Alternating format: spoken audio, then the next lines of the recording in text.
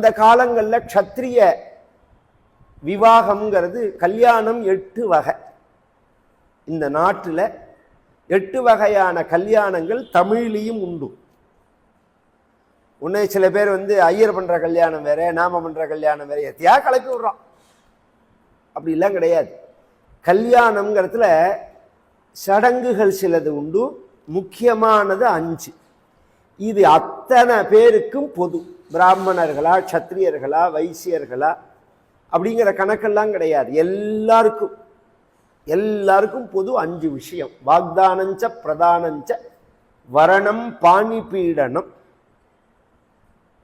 பொண்ணு கேட்கறது.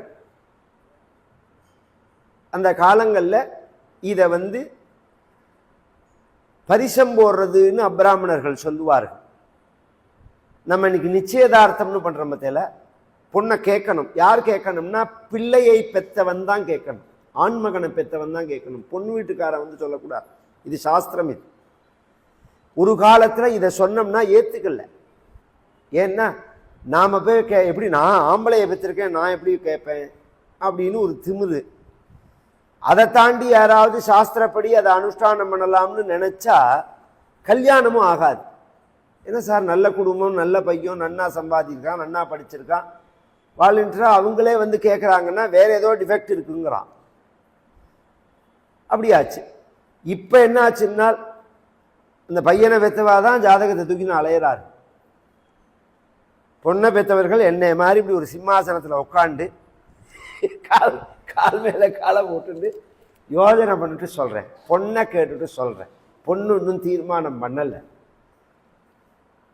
ஒரு கேள்விக்கு இத்தனை பதில். 10 ஃபோன் 15 ஃபோன் பண்ணினாலும் நேர போனாலும் என் பொண்ணு இன்னும் கல்யாணம் பண்ணிக்கிற மூடுக்கு வரல. இவ தான் கண்டுபிடிச்சா. எதையாவது சொல்ல வேண்டியது. திமிரு. குழந்தைகளை சம்பாதிக்க வச்சுட்டு வாழ்க்கையை நாசம் பண்ணுறோம். எதுன்னே புரியல. சம்பாத்தியம் வாழ்க்கை இல்லை. வாழ்க்கை நாசமாக போயிடுச்சுன்னா சம்பாதிச்சு என்ன பிரயோஜனம்? அந்த சிஸ்டம் படி இருக்க பழக்கி கொடுக்கணும் குழந்தைகளுக்கு. சிஸ்டம் மீறவே கூடாது. ஏன்னா நாம தப்பா நடந்தா நாம மட்டும் நாசமா போகல, நம்ம சுத்தி உள்ள சரௌண்டு நாசமா போறது. அதை யாருமே மனசுல வாங்கிக்க மாட்டேங்கிறோம். நாம ஒருத்தன் கெட்டோம்னா எல்லாம் சுத்தி இருக்கிறதும் கெட்டு போகும். அதுக்கு நாம அனுமதிக்க கூடாது. இந்த உலகம் நிம்மதியா இருக்க வேண்டிய உலகம் அது. இதுல இது மாதிரி அபிப்பிராயங்கள். இந்த பொண்ணு கேட்கறது, பொண்ணை கொடுக்கறது, கன்னிகா தானம் அப்படிங்கிறது. 3வது அந்த பையனை, அந்த பொண்ணை கொடுக்கறேன்னு சொல்றது. 3வது அந்த பையனுக்கு கன்னிகாதானம் பண்ணி கொடுக்கறது. கொடுக்கறேன்னு சொல்றது வேற, கன்னிகாதானம் பண்ணி கொடுக்கறது வேற. தாசியாமி கல்யாணங்கள் எல்லாம் பார்த்தா புரியும் அது. 4வது பாணிபீடனம், பாணிகிரகணம். இதுல ஒரு ஆச்சரியம் புரியுற மாதிரி சொல்றேன். பெண்ணை பெற்றவர்கள் வீட்டுல கல்யாணம்ங்கிறது கன்னிகாதானம் பண்ணி கொடுக்கறது தான். மகனை பெற்றவர்கள் வீட்டுல கல்யாணம்ங்கிறது பாணிகிரகணம் தான். அதனால இன்றளவும் ஐயர்மார்கள் பிராமணர்களுடைய பத்திரிகையில பார்த்தாலே இது பெண் வீட்டு கல்யாணமா புள்ள வீட்டு கல்யாணமான்னு அந்த பத்திரிகையில உள்ள வச்சனத்திலேயே தெரியும். பெண் வீட்டுக்காரர்களாக இருந்தால் கன்னிகாதானம் செய்து கொடுப்பதாய் அப்படின்னு போட்டிருப்பார்கள். பிள்ளை வீட்டு கல்யாணமா இருந்தா பாணிகிரகணம் செய்து கொள்வதாய் அப்படின்னு போட்டுருவார்கள். இப்ப என்ன நினைக்கிறோம் நாம, எதுக்கு இந்த செலவு பண்ணணும்னு ஒரே பத்திரிகையில 2 வீட்டார் அழைப்புன்னு போட்டுறோம். 2 வீட்டார் அழைப்பு அப்படி அந்த சிஸ்டம்னு சிலது இருக்கணும். இந்த கல்யாணத்தை பத்திரிகையை பார்த்தாலே இந்த விஷயங்கள் புரியுற மாதிரி இருக்கும். கலரே அப்படி இருக்கும். மஞ்சள் கலர்ல இருக்கும் பத்திரிக்கை. மஞ்சள் தடவினா மாதிரி இருக்கும். பொதுவாக இப்போ மஞ்சள்னு வருது. ஒரு காலத்தில் மஞ்சள் தடவி தான் அதை அனுப்புவோம் நாம. அது மாதிரி கருப்பு தடவி வந்தா கண்டோலன்ஸ் விஷயம் அது அப்படிங்கிறதெல்லாம் தெரியும்.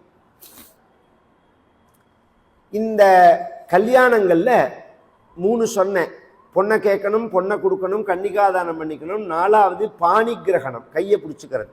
5வது சப்தபதி, 7 அடி நடக்கிறது.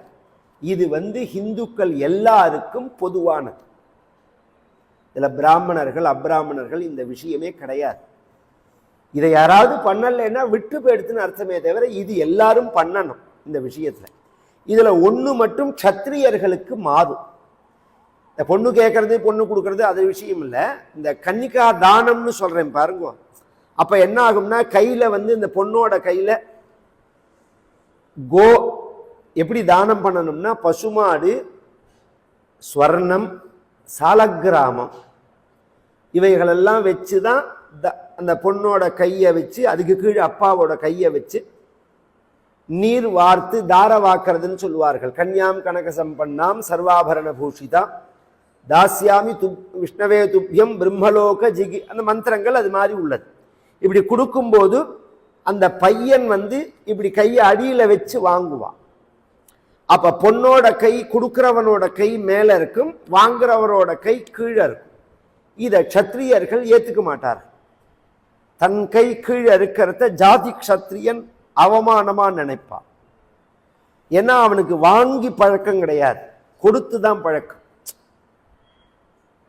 கொடுத்துதான் அவர்களுக்கு பழக்கமே தவிர வாங்கி பழக்கம் கிடையாது. அப்படிங்கிறத என்ன பண்ணலாம் அப்படிங்கிறதுக்கு சாஸ்திரம் சொன்னது வீரிய சுல்கம்னு சொன்னது. ஒரு பெரிய திறமையை காமிச்சு அந்த பெண்ணை அடையறது.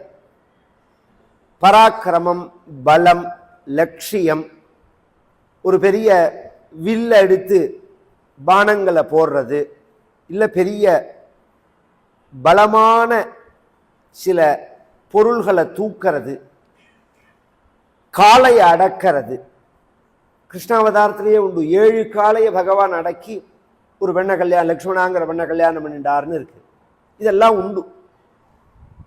இது பலத்துக்கு உண்டு, பராக்கிரமத்துக்கு உண்டு. இதை தாண்டி ஸ்வயம்வரம்னு உண்டு. அது என்னன்னா இச்சா ஸ்வயம்வரம்னு பேரு. ஒரு பெண்ணை கல்யாணத்துக்கு தயாரா இருக்காருன்னு எல்லா ராஜாக்களும் உட்கார்ந்துப்பார்கள்.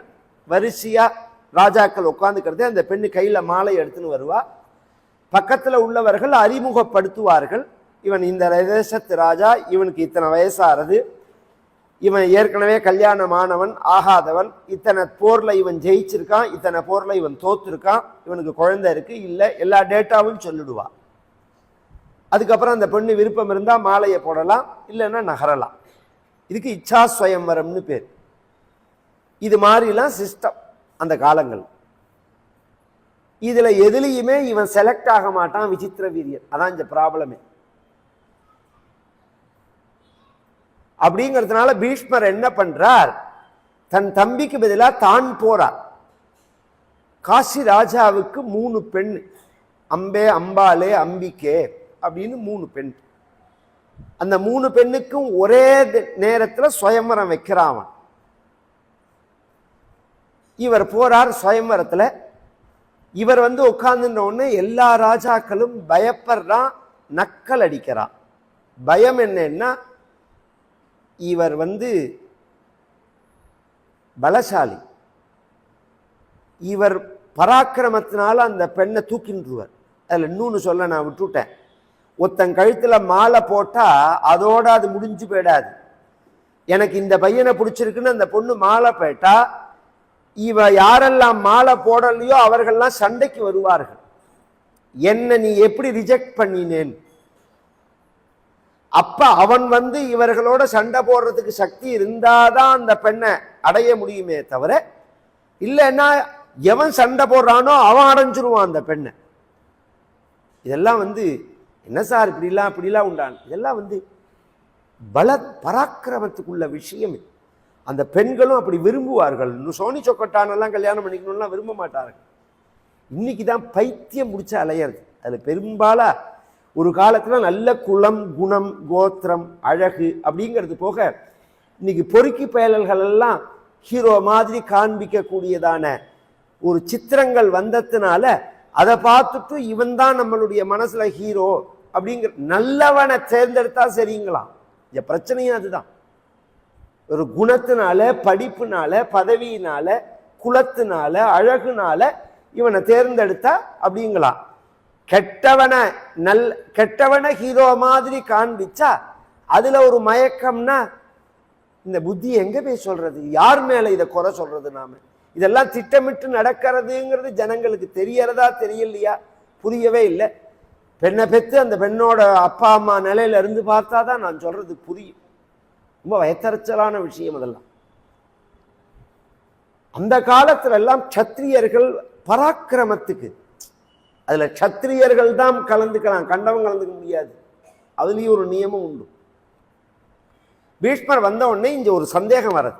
ரெண்டு விஷயம். இவர் பராக்கிரமத்தினால இவர் ஜெயிப்பர், ஆனா இவர் கல்யாணம் பண்ணிக்கலன்னு சத்தியம் பண்ணியிருக்காரு, இவர் எங்க இங்க வந்தார்? இந்த கேள்வி வரது. இவர் என்ன பண்றார்? அம்பே அம்பாலே அம்பிகைங்கிற அந்த 3 பெண்ணு மாலை எடுத்துன்னு வந்த உடனே அலேக்கா 3 பேரையும் தூக்கினார் ஒரே கையால. தூக்கி அந்த அளவுக்கு ஆஜானுபாகுவா ஆக்கிருத்தி இருக்கும். இன்னைக்கு நிஜமாவே நான் ரொம்ப வயத்தறிச்சலா இருக்கு ஜனங்களை பார்த்தா. சரி, புத்தி பலமும் கிடையாது, சரீர பலமும் கிடையாது, சரியான சத்தான உணவுகளும் கிடையாது, உடற்பயிற்சியும் கிடையாது. இதெல்லாம் போராதுன்னு இந்த உடம்ப நாசம் பண்ற மாதிரி கெட்ட பழக்கங்கள். 2 பாபிகள் 2 கெட்ட பழக்கத்தை நமக்கு காமிச்சுட்டு போனான் இந்த பாரத நாட்டுல. அதுக்கு முன்னாடி அந்த 2 நம்ம நாட்டுல கிடையாது. ஒன்னு புகையில, இன்னொன்னு காஃபி டீ குடிக்கிறமே. இந்த 2 இந்த நாட்டுல பழக்கத்துல கிடையாது. இந்த புகையில எப்ப வந்தது இந்தியாவுக்குள்ள, காஃபி டீ எப்ப வந்தது? நீங்க வரலாறு படிங்க, உங்களுக்கே தெரியும்.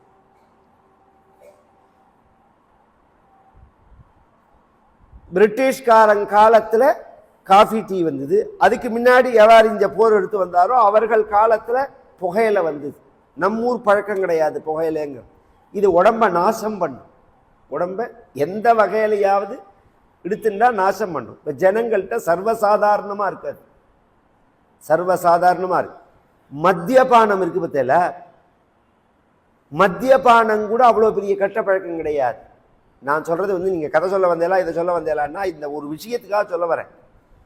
அந்த காலத்துல எல்லாம் தென்னங்கல்லு பனங்கல்லுன்னு குடிச்சுட்டு அவர்கள் பாட்டுக்கு தெம்பா வேலை செய்வார்கள். ராஜாக்கள்லாம் பழரசங்களை குடிப்பார்கள். அது உடம்புல பட்ட புண்ணமா மறக்கிறதுக்காக. இது மாதிரி கண்டதை குடிச்சுட்டு புத்தி நாசமாகி உடம்பு குடல் கட்டு போய் வீணா போக மாட்டார்கள். சரீர பலம் உண்டு. அப்படி அனாயாசமா 3 பேரை அலாக்கா இடது கையால தூக்குறார். தூக்கின உடனே சண்டைக்கு வந்த அத்தனை பேரையும் அடிச்சு ஒரு கையால விரட்டி அடிச்சுட்டு தேர்ல தூக்கி வச்சிருந்து வந்துட்டார். வந்தா விசித்திர வீரியனுக்கு இந்த 3 பேரையும் கல்யாணம் பண்ணி கொடுக்கிறார். இது பண்ணலாம். அவன் பண்ணலைன்னா அப்பாவோ சகோதரனோ ஜெயிச்சு கிஃப்டா கொடுக்கலாம். அதுல பண்றாரு.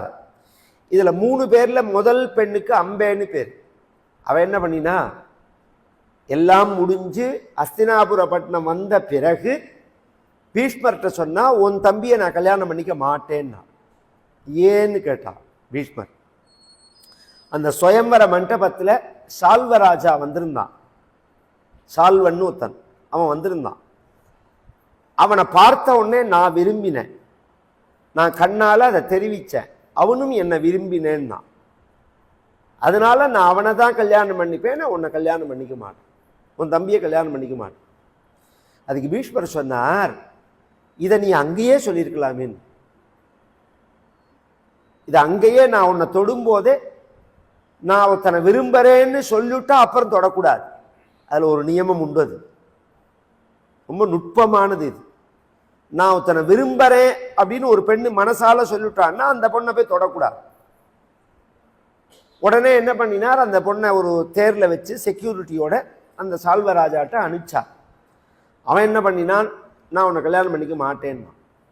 ஏன் நீ என்னை கல்யாணம் பண்ணிக்கிறேன்னு நீ சொன்ன, என் சுயம்பரத்துல கண்ணை காமிச்சியே, நானும் உன்னை விரும்புறேன்னு சொன்னேனே. அவன் சொன்னா, அது பீஷ்மர் உன்னை தூக்கின்னு போறதுக்கு முன்னாடி. இப்ப பீஷ்மர் உன்னை தூக்கின்னு போயிட்டாருங்கிற ஒரு அவப்பெயர் உனக்கு இருக்கும். அப்ப நான் எப்படி கல்யாணம் பண்ணிப்பேன்? நான் கல்யாணம் பண்ணிக்க மாட்டேன். உன்னை பீஷ்மர் தொட்டுட்டார். தொடத்தானடா தொட்டார்.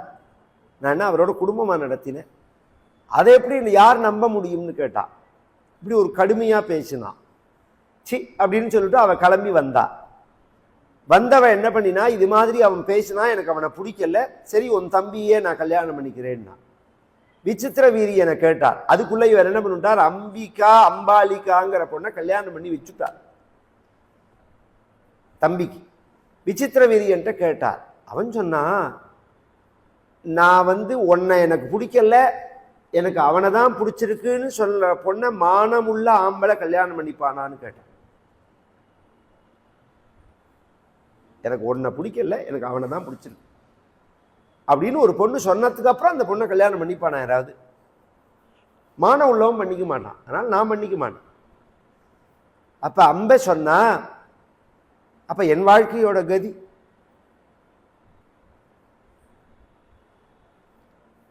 அதுக்கு யார் பதில் சொல்றதுன்னார் பீஷ்மர். நீ தான் பதில் சொல்லணும்னா.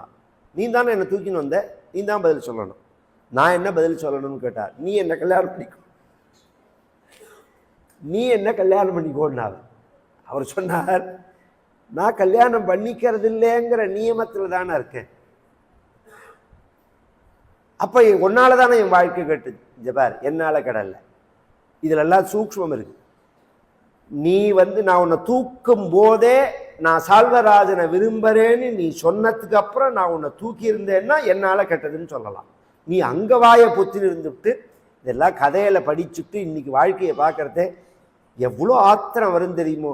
ஒரு பையனை லவ் பண்ணி அப்பா அம்மா சொல்லி நான் சரி மாத்திக்கிறேன்னு சொல்லி இன்னொரு பையனை பார்த்து நிச்சயதார்த்தம் பண்ணி கல்யாண மண்டபத்தை புக் பண்ணி இந்த பெத்த தாய் பைத்தியங்கள் இருக்கு பாருங்க அப்பா அம்மா, இந்த ஃப்ராடோட பேச்சை நம்பி கல்யாணத்துக்கு பத்திரிகையும் அடிச்சு ஊர் முழுக்க கொடுத்து முத நாள் ராத்திரி அந்த பையனோட ஓடி போயிடுறான்.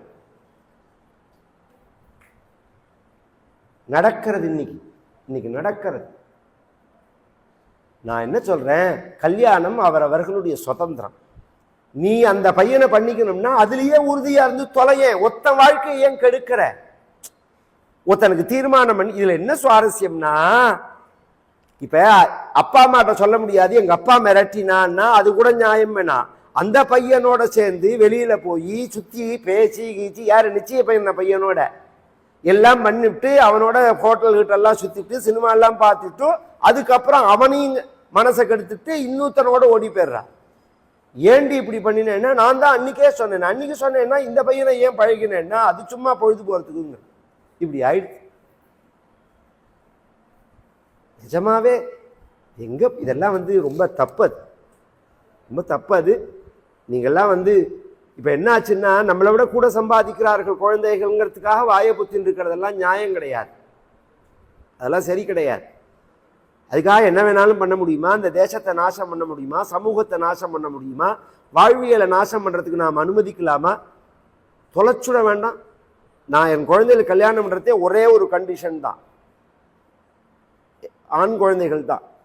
ஒரு பெண்ணை பார்த்துட்டா அப்புறம் நான் பிடிக்கலன்னு சொல்லக்கூடாது. மனசளவுல அந்த பொண்ணை கெடுத்த மாதிரி ஆயிடும். நான் போட்டோ தரேன், போன்ல வேணாலும் பேசிக்கோ, நேர பார்த்துட்டா அந்த பொண்ணை பிடிக்கலன்னு சொல்லக்கூடாது. இந்த கண்டிஷன்ல தான் கல்யாணம். ஒரு ஆம்பளை குழந்தைகளுக்கே அப்படி ஒரு கண்டிஷன் போடணும் நாம். ஏன்னா ஒரு பொண்ணோட மனசை நாம மனசளவுல கெடுத்தா மாதிரி ஆகாத, நம்பிக்கையை கொடுத்து ஏமாத்தினா மாதிரி. என்ன சார் பார்க்குறவனெல்லாம் இதெல்லாம் பேசுறதுக்கு வேணா நன்னா இருக்குமே தவிர ப்ராக்டிக்கல் வேற. நம்ம சாஸ்திரம் சொல்றது சுத்தமான விஷயம், வாழ்க்கையை சொல்றது. நீங்க சாக்கடை மாதிரி வாழணும்னு நினைச்சா அது வேற விஷயம். நாங்க சொல்றது ஒழுக்கமான வாழ்க்கையை சொல்றோம். ஒழுக்கம்ங்கிறது இந்த சமூகத்துக்கு மிகவும் முக்கியமானது. மனித குலத்தினுடைய அடையாளம் அது.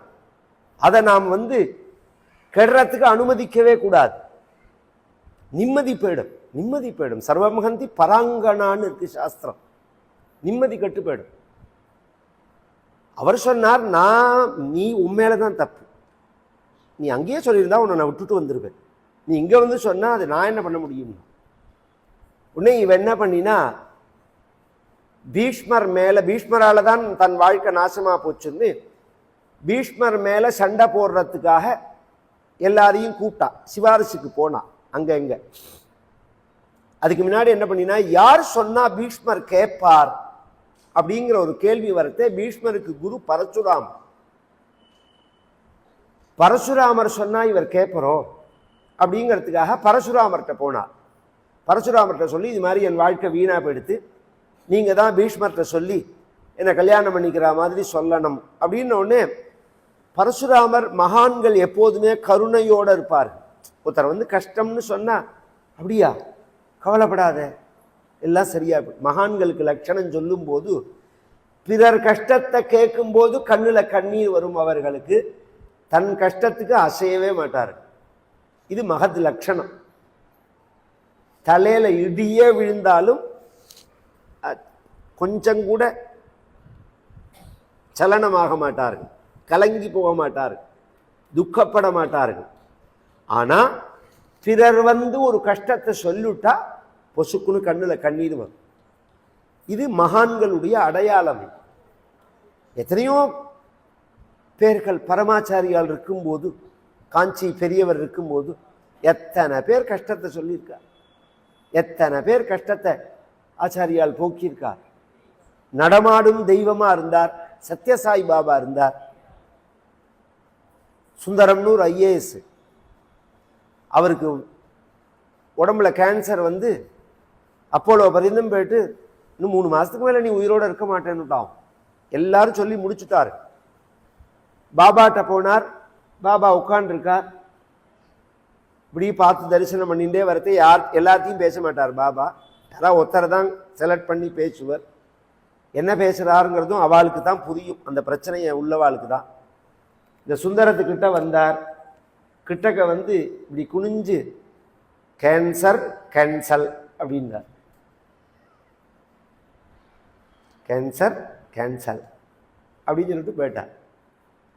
22 வருஷம் இருந்தார். அப்புறம் 22 வருஷம் இருந்தார். இதெல்லாம் ரெக்கார்டர் பை ரெக்கார்டரா உள்ள விஷயம். டாக்டர்கள் அப்போலோலையே என்கிட்ட ஒரு டாக்டர் சொன்னார். அவர் ரூம்ல பெருசா வச்சிருப்பார். நான் தான் அவரை பார்த்தேன், பரீட்சை பண்ணேன். அப்புறம் பரீட்சை பண்ண அவருக்கு உடம்புல கேன்சரே இல்லை. இப்ப நாம் அதுக்காக உடனே வந்து டாக்டர் சொல்றதெல்லாம் பொய்ன்னு அர்த்தம் இல்லை. நார்மலா உள்ள வாழ்க்கை வேற, இதையும் தாண்டி மிராக்கிள் நடக்குங்கிறதுக்காக சொல்லவர். நடக்காதுன்னெலாம் கிடையாது, நீங்க நினைக்கிற மாதிரி நடக்காதுங்கெல்லாம் கிடையாது. இப்போ இப்போ சில பேர் சரித்திரத்துல கை வெட்டின கை வந்ததுன்னு இருக்கு. அது எப்படி சார் வரும்னா, இயற்கையில இருக்கே ஒரு மரத்தோட கிளையை ஒடிச்சா அங்க ஒரு கிளை வரதே, அந்த ஒரு ப்ரோக்ராம் இருக்கே, நாமும் அந்த மரமா இருந்து தானே வந்திருக்கோம் அப்படிங்கிறத எங்கேயோ உள்ள ஒரு இடத்துல இருக்கு. அதை தட்டி விட்டா போறோம் திரும்பி. இது மாதிரி 1000 விஷயம் சொல்லலாம். நாம அதை நோக்கி நாம திரும்பணும். இந்த மாதிரி வம்பு தேவையில்லாது. இங்க பாருங்க, நான் அது மாதிரி கஷ்டப்பட்டு பெரிய விஷயங்களை பேசினா இதை மிஞ்சி போனா 400 பேர் 500 பேர் பாப்பா. நான் ரவா உப்மா பண்றது எப்படின்னு ஒரு 10 நிமிஷம் வீடியோ கொடுத்தேன்னா 1,00,000 பேர் பார்த்துருப்பாங்க. ஒரு விஷயம் ஒண்ணுமே இல்லை, ஒரு மண்ணாங்கட்டு கிடையாது. ரவா உப்மா பண்றது எப்படி அப்படின்னு நான் ஒரு வீடியோ போட்டேன்னா 1,00,000 பேர் ராத்திரிக்குள்ள பார்ப்பேன். எத்தனை தடவை தின்னாச்சு, எத்தனை போயாச்சு, கொஞ்சமாவது யோஜனை வேண்டாமா? அறிவுள்ள சமூகம் இல்லையா நாம? அதை நோக்கி திரும்ப வேண்டாமா? அவன் சொன்ன அந்த வேலைக்கார புத்தியோட படிக்கலாமா? ஆராய்ச்சி புத்தியோட என்ன படிக்கணும்? நாம அடிமத்தன புத்தியோட படிப்பு வேண்டாம்னு சொல்லல, அந்த டியூனிங் தான் தப்புங்கிறனா. நீ படி, வேலைக்கு போலாம், இந்த முதல்ல இந்த புத்தியையே விடுங்கோ. நீ படி, உன்னை கண்டுபிடி, நீ உலகத்துல பெரிய ஆளாக அல்லது உலகத்துக்கு உபகாரம் பண்ணு. அத்தனை விஷயங்கள் இருக்கு. அத்தனை, ஏன்னா இத்தனை பிறவியை தாண்டி தான் நாம மனுஷ பிறவியை அடையறோங்கிறதே. இத்தனை ஒரு புரோகிராமும் நம்ம உடம்புலையும் இருக்கு. அது எல்லாம் பிரீஸா இருக்கும். அதை தட்டி விடுறதெல்லாம் பெரிய விஷயம் இல்லை. சரித்திரங்கள்ல அது நிரூபணமாயிரு. இந்த பரசுராமர் கருணையோட உள்ளவர்னு சொன்னேன். ஓ அப்படியா, நான் சொன்னா பீஷ்மன் கேட்பான்னு இவர் சொல்லிட்டு கிளம்பி வந்துட்டார். இந்த பெண்ணை அழிச்சுண்டு தன் குருநாதர் வந்தார்னு உடனே அவரை பூஜை பண்ணி உட்காத்தி வச்சு நமஸ்காரம் பண்றார். பின்னாடியே இவன் நிக்கிறதையும் கவனிக்கிறார் பீஷ்மர். அதுலயே புரியறது இவ சிபாரிசு ஆயிடுச்சுன்னு வந்திருக்கா அப்படிங்கிறது புரியறது.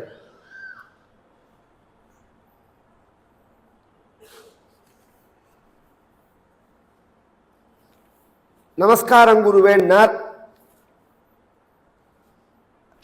உடனே பரசுராமர் சொன்னார், பரசுராமா, பீஷ்மா சௌக்கியமா இருக்கியா? சௌக்கியமா இருக்க. நான் என்ன பண்ணணும் குருவே? பொதுவா மகான்கள்கிட்ட பேசும்போது கிங் கரோமி அப்படின்னு சொல்லணும். நான் என்ன பண்ணணும் அப்படின்னு கேட்கணும்.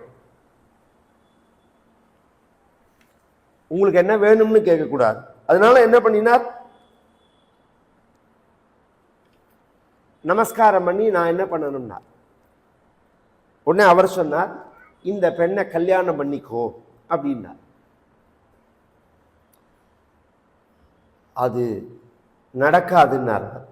ஏன் அப்படின்னு கேட்டார். உங்களுக்கு தெரியாதா, எனக்கு பீஷ்மருங்கிற பேரே நான் சத்தியம் பண்ணினதுனால தான் நான் வந்தது. கல்யாணம் பண்ணிக்க மாட்டேன்னு நான் சத்தியம் பண்ணினதுனால தானே வந்தது. நான் சொல்றேன் அந்த சத்தியத்தை விடுன்னா. கவனிச்சு கேட்கணும் இந்த இடங்கள்லாம். நான் சொல்றேன் அந்த சத்தியத்தை விடுன்னு சொல்றது குருநாதர், பகவானுடைய அவதாரம். அவர் பரசுராமர் பகவானுடைய அவதாரங்கள்ல ஒரு அவதாரம். அவர் சொல்றார், இது மாதிரி ஒருத்தர் சொன்னா யாரா சொல்லுவா அப்படின்னு நம்ம எதிர்பார்த்துட்டு இருப்போம், நாம நம்மளோட எல்லையை மீறதுக்கு. பீஷ்மர் என்ன தெரியுமா பதில் சொன்னார்? இந்த பூமியானது வாசனையை விட்டாலும் விடும், ஜலமானது சுவையை விட்டாலும் விடும், நெருப்பானது ரூபத்தை விட்டாலும் விடும், காற்றானது ஸ்பரிசத்தை விட்டாலும் விடும், ஆகாசமானது சப்தத்தை விட்டாலும் விடும், யமதர்மராஜன் தர்மத்தை விட்டாலும் விடுவான், இந்திரன் பலத்தை இழந்தாலும் இழப்பான், விஷ்ணு சக்கரத்தை விட்டாலும் விடுவர், சிவபெருமான் சூலத்தை விட்டாலும் விடுவர், இந்த பீஷ்மன் சத்தியத்தை விட மாட்டான். त्यजेच्च पृथिवी गंधम आपश्चरसमात्मनः ज्योतिस्तथा त्यजेद्रूपम वायुस्पर्शगुणं त्यजेति विक्रमं वृत्रः जह्याति धर्मं जह्याच्च धर्मराट् त्यजेच्छब्दं तथाकाशं सोमश्रीतां सुतां त्यजेति नत्वहं सत्यमुत्सृष्टुं व्यवसेयं कथञ्चन. இந்த பீஷ்மன் ஒரு காலத்திலையும் சத்தியத்தை விடமாட்டான். ஒரு குருநாதர் சொல்றதே அப்படி சொல்லலாமா அப்படின்னா, குரு சொன்னா மீறக்கூடாதுங்கிறது ஒரு விஷயம். அது எதுல எந்த லெவல் இருக்கு? அதுல பொதுவா சாஸ்திரங்கள்ல மாத்ரு தேவோபவா, பித்ரு தேவோபவா, ஆச்சாரிய தேவோபவா, அதிதி தேவோபவான்னு இருக்கு. அம்மாவை தெய்வமா நினைக்கணும், அப்பாவை தெய்வமா நினைக்கணும், ஆச்சாரியனை தெய்வமா நினைக்கணும், அதிதிய தெய்வமா நினைக்கணும் அப்படின்னு இந்த எல்லை எதுவரையில்னு இருக்கு. அந்த எல்லை பரியந்தம் தான் அது. காட்டுக்கு அனுப்பிச்சால் கைகேயி அப்படின்னு தெரிஞ்ச உடனே பரதன் கைகேயிய பார்த்து உன்னை வெட்டி கொன்னுடு வேணுமா, இந்த இடத்துலயே உன்னை வெட்டி துண்டம் போட்டுருவேன். நான் ஏன் கொன்னுடுவேன்னு சொல்லிட்டு கொல்லாம இருக்கேன்னா, உன்னை கொன்னுட்டு நான் ராமனை போய் பார்க்க போனா ராமர் என்னை பார்க்க மாட்டார், அம்மாவை கொன்னவன்னு சொல்லி. அதுக்காக உன்னை விடுறேன். நான் விட்டத்துக்காக நீ உயிரோட வாழ தகுதியானவள்னு நினைச்சுடாத.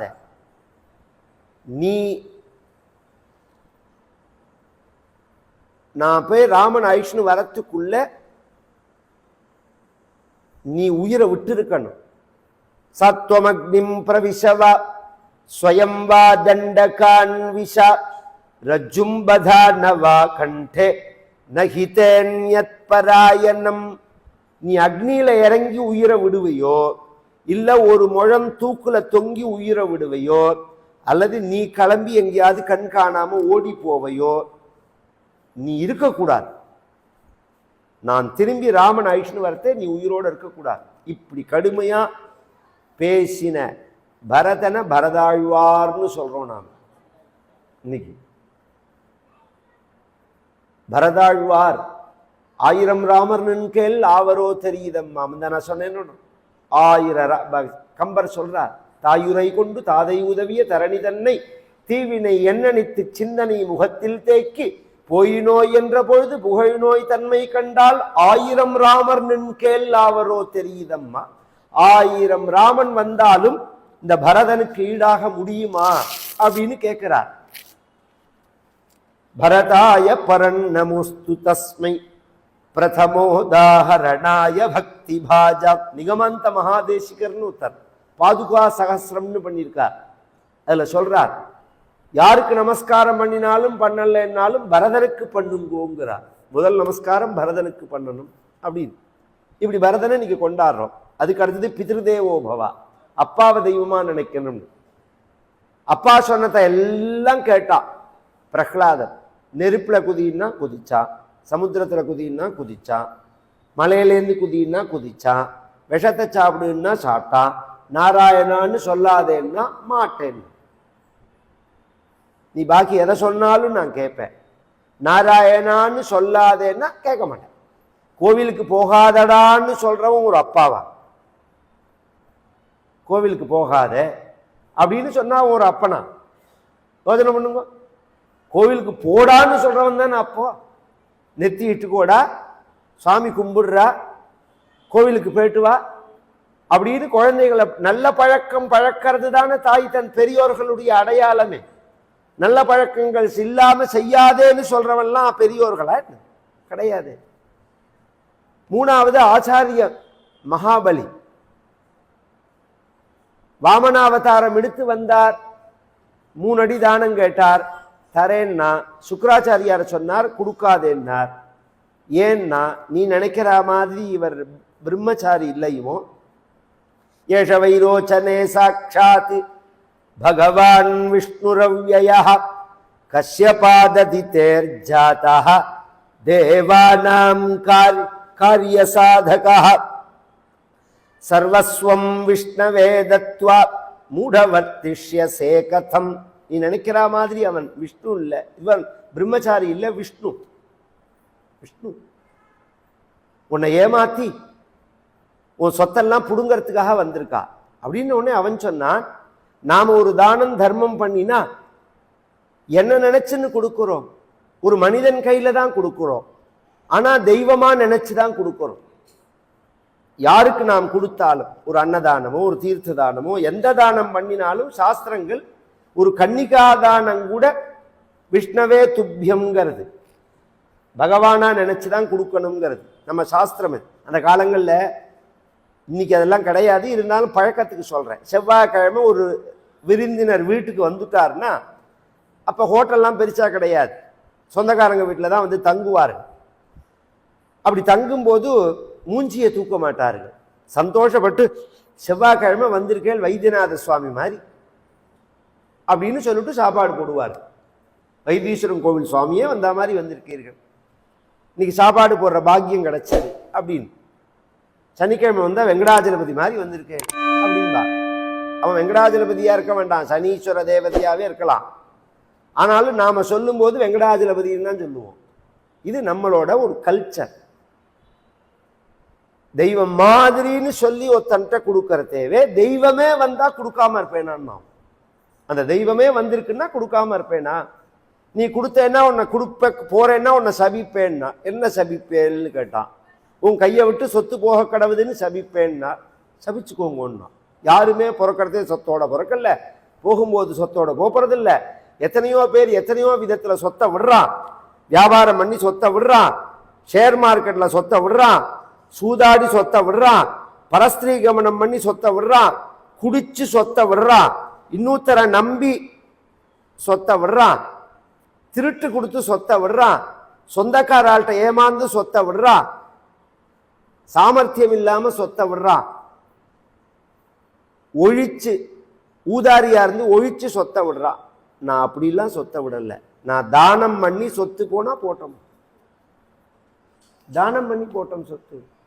தானம் பண்ணி சொத்தை விட்டேன்னு தானே இருக்கும், தப்பு தானம் பண்ணி சொத்தை விட்டேன்னு இருக்காது அப்படிங்கிறான். கொடுத்தான்னு இன்னைக்கு மகாபலிய கொண்டாடுறோம். கேரளா முழுக்க ஓணத்தை எப்படி கொண்டாடுறாரு?